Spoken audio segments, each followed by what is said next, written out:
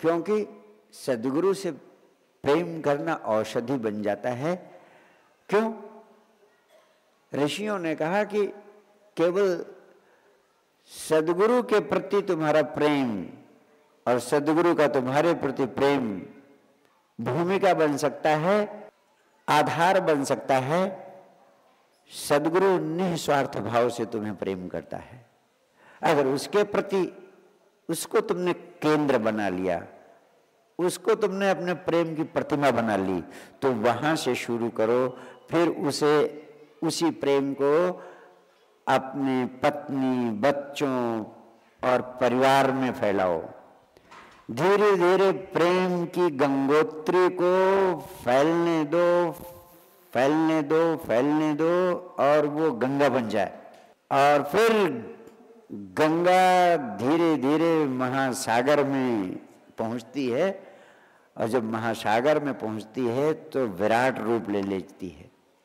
जब तुम्हारा प्रेम गंगोत्री से गंगा बनता है, फिर महासागर बन जाता है, तो वही प्रेम जो एक से शुरू हुआ, जो गुरु से शुरू हुआ, परिवार में फैला, फिर धीरे धीरे और परिवारों में फैला, फिर वो विराट होता चला गया।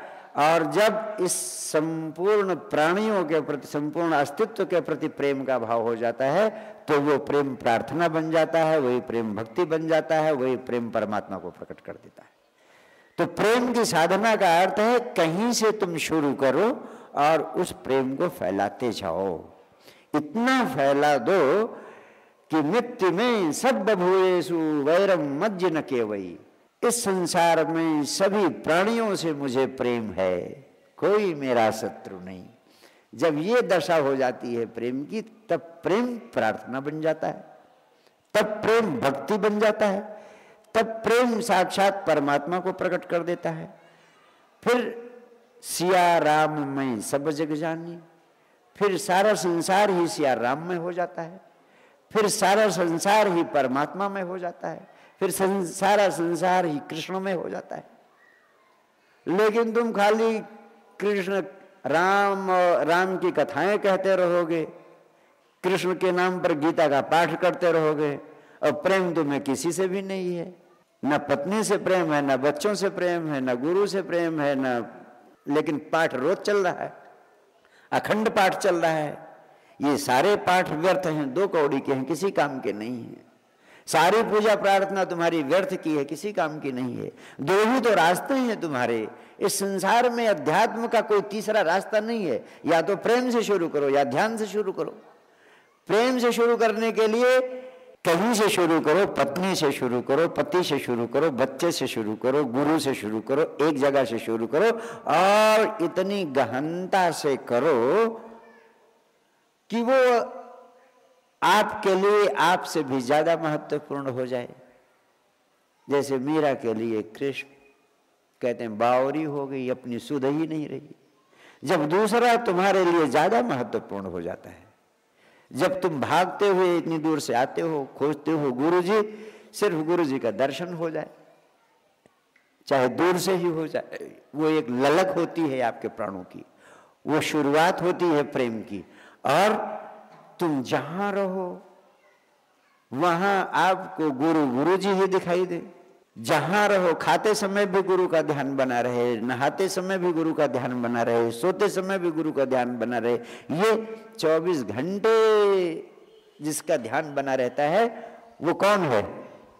उसी को कहते हैं प्रेमी, या उसी को कहते हैं प्रेमिका।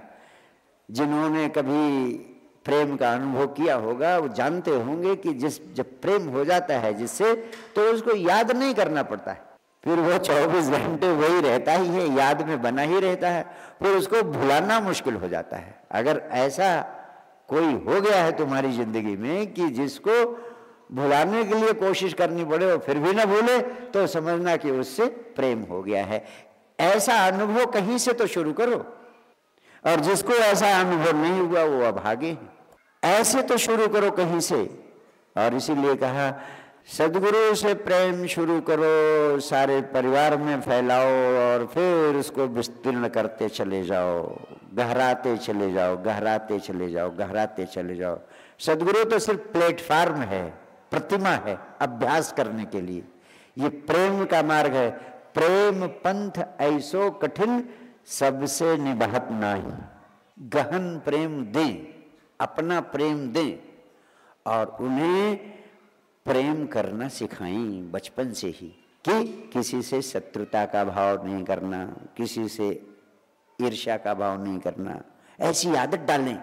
मनोवैज्ञानिक कहते हैं कि कोई भी चीज जो 21 दिन लगातार किसी के प्राणों में डाल दी जाती है वो आदत बन जाती है, और 90 दिन जिस चीज का अभ्यास कर लिया जाता है वो आपका स्वभाव बन जाता है।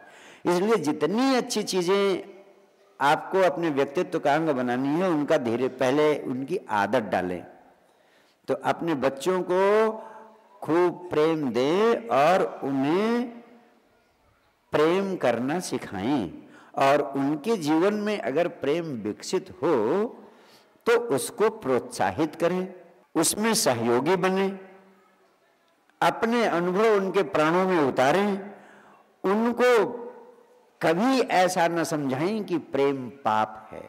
इसमें कोई संदेह नहीं कि प्रेम से ज्यादा पवित्र चीज इस पृथ्वी पर कोई नहीं है। भगवान राम भगवान हुए इसलिए नहीं कि उन्होंने जिंदगी में काम को स्वीकार नहीं किया, उन्होंने काम की प्रतीक सीता को स्वीकार किया। लेकिन सीता सिर्फ काम की प्रतीक नहीं है, उसमें प्रेम का भी अवतरण है। सीता काम और प्रेम, काम जब धीरे धीरे प्रेम बनता चला जाता है तब पवित्र हो जाता है और परमात्मा का रूप ले लेता है। अगर आपके भीतर काम का भाव पैदा होता है, शुरुआत काम से होती है, फिर वो मन के तल पर और आत्मा के तल पर गहराता चला जाता है भाव, तो वो सीधे आध्यात्मिक स्वरूप ले लेता है और परमात्मा में प्रकट। काम सीढ़ी बन सकता है अगर काम पे रुका न जाए, काम के आगे बढ़ते चला जाए, और काम पर ही रुक गए तो काम पाप बन जाता है, फिर वो आपको गड्ढे में गिराने वाला हो जाता है। उसके आगे बढ़ते जाना, बढ़ते जाना, बढ़ते जाना, बढ़ते जाना, बढ़ते जाना। लोग कहते हैं कि गुरुजी आप कहते हैं कि प्रेम से विवाह पैदा हो तो अच्छा है, लेकिन तमाम सारे प्रेम विवाह भी हुए जो असफल हो गए, तमाम सारे प्रेम विवाह हुए जिनमें तरह तरह के उपद्रव, लड़ाई झगड़े पैदा हो गए। इस बारे में भी मैंने गहनता से अध्ययन किया है और एक सबसे महत्वपूर्ण बात पाई है जिससे बहुत सारे अनुभवी संबुद्ध लोगों ने सहमति भी व्यक्त की है। वो ये है कि आपके समाज में प्यार भी तो चोरी चोरी वाला प्यार होता है।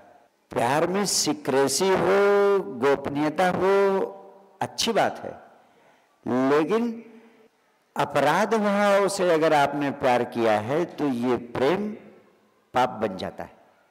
आप डरे डरे, घबराए हुए, जैसे कोई अनैतिक कर्म कर रहे हैं, जैसे कोई पाप कर्म में लग रहे हैं, इस तरह से अपराध भाव से अगर प्रेम किया है आपने, तो ये जो प्रेम संबंध बनता है, इससे जो विवाह पैदा होता है, ये स्वस्थ संबंध नहीं होता। और जब कोई संबंध स्वस्थ नहीं होगा तो उससे अच्छी चीजें नहीं पैदा हो सकती हैं। प्रेम संबंध स्वस्थ हो, इसके लिए सारे समाज का, माँ बाप का, सबका दायित्व है कि इस प्रेम के प्रति समाज में स्वस्थ धारणा पैदा हो, स्वस्थ विचार पैदा हो, प्रेम का वातावरण पैदा हो, प्रेम को प्रोत्साहन दें, प्रेम को शक्ति दें, प्रेम को सराहें, प्रेम को पवित्रता का भाव दें, अहो भाव से इसे स्वीकार करें।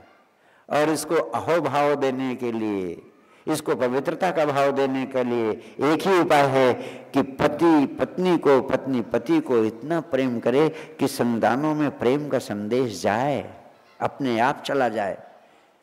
जब माँ बाप को गहन प्रेम में रहते हुए देखती हैं संतानें, तो प्रेम अपने आप उनके लिए सराहनीय हो जाता है, श्लाघनीय हो जाता है।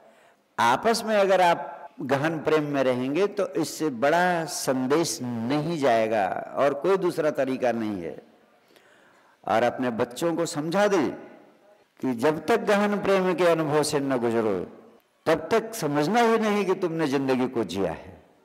ये संदेश जोखिम भरा है, खतरे हैं, समाज की बनी बनाई व्यवस्था है, चरमराएगी, टूटेगी, लेकिन टूट जाने दो। 5000 साल से व्यवस्था चल रही है और हम मनुष्य की जगह, इंसान की जगह पशु पैदा करते जा रहे हैं। हिंसा हो रही, तांडव हो रहा, दुनिया भर का अनाचार, व्यभिचार, दुराचार, ये सब हो रहा है। ये सब इसीलिए हो रहा है कि मनुष्य में कामुकता बढ़ती जा रही है। कामुकता सिर्फ इसीलिए बढ़ रही है कि प्रेम का अभाव है। जिन समाजों में प्रेम का अभाव होगा उन समाजों में कामुकता बढ़ेगी, उन समाजों में तरह तरह का अनाचार बढ़ेगा, तरह तरह के उपद्रव पैदा होंगे। और अपनी माताओं बहनों से आज मैं कहना चाहता हूं, एक हृदय से भरा संदेश देना चाहता हूं कि आपकी जिम्मेदारी सबसे ज्यादा है। आप इस पृथ्वी को प्रेम से भरने में सबसे महत्वपूर्ण भूमिका निभा सकती हैं। क्यों? क्योंकि आप माँ के रूप में शिक्षा देती हैं, बहन के रूप में भी, बेटी के रूप में भी, पत्नी के रूप में भी। आपके इतने रूप हैं कि सभी रूपों में आप इस सारी दुनिया को समेट सकती हैं। और